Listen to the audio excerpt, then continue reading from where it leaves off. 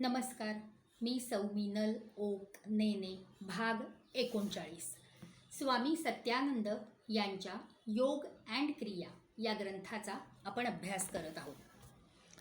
आज आपण करणार आहोत अगोचरी मुद्रा किंवा नासिकाग्र दृष्टी, नोज टिप गेझिंग. अगोचरी मुद्रा हा त्राटकाचाच एक प्रकार आहे जो ध्यानाकडे नेतो. यामुळे डोळ्याचे स्नायू बळकट होतात, नजर सुधारते, मन एकाग्र होतं, शांत होतं. राग आल्यास ही मुद्रा केल्यास राग त्वरित कमी होतो, स्ट्रेस कमी होतो, ताण कमी होतो. ही मुद्रा कधीही कुठेही ऑफिसमध्ये प्रवासात बसल्या बसल्या करता येते. त्याच्यासाठी वेगळा वेळ काही काढावा लागत नाही.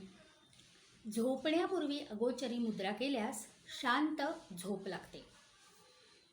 अगोचरीचा अर्थ आहे अननोन, पण या संदर्भात संस्कृत शब्द अगोचरम याचा अर्थ आहे बियॉन्ड नॉर्मल अवेअरनेस. सगळ्यात ओल्डेस्ट रेकॉर्ड हे या अगोचरी मुद्रेचं मिळालेलं आहे. मोहनजोदाडो इथे उत्खननात एक दगडी पुतळा सापडला ज्यामध्ये तो माणूस अगोचरी मुद्रेमध्ये बसलेला होता. भगवद्गीतेत देखील 6व्या अध्यायात ध्यानयोगात 13व्या श्लोकात अगोचरी मुद्रेचं वर्णन केलेलं आहे. आता आपण अगोचरी मुद्रा करूया. सुखासनात शांतपणे बसून रिलॅक्स करा. आता नासिकाग्राकडे पहा.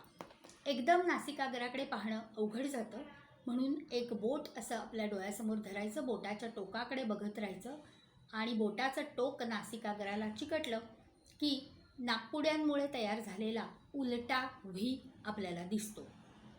श्वासाकडे लक्ष द्यायचं आणि नासिकाग्राकडे बघायचं. सुरुवातीला डोळ्यावर ताण येईल, कारण असं दृष्टी कॉन्व्हर्ज करायची आपल्याला सवय नसते. पण 1 सेकंदच सुरुवातीला नासिकाग्राकडे बघा. मग हळूहळू काही सेकंदांनी प्रॅक्टिस वाढवत जायचं. 2, 4, 5, 10 सेकंद असं अर्धा ते 1 मिनिटापर्यंत आपण करू शकतो. एकाच वेळी श्वासाकडे लक्ष देणे आणि नासिकाग्राकडे पाहणे असं केल्यामुळे डोळे आणि मन पूर्णपणे एकाग्र होतात. मन शांत होतं आणि शांत मन म्हणजेच स्वस्थ शरीर.